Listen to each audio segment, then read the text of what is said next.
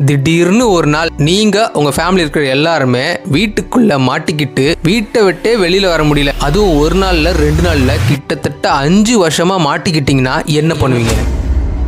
இந்த மாதிரி ஒரு யூனிக்கான ஒரு ஸ்டோரி இருக்கிற படத்தை தாங்க நெட்ஃபிளிக்ஸ்ல இப்போ இறக்கிருக்காங்க. இந்த படம் தமிழ் டப்லயே இருக்கு. படத்தோட ஒன்லைன் ஸ்டோரி என்னன்னா, நம்ம ஹீரோ மழை பெய்யுதுன்னு சொல்லிட்டு அவங்க ஃபேமிலியோட போய் வீட்டுக்குள்ள போறாங்க.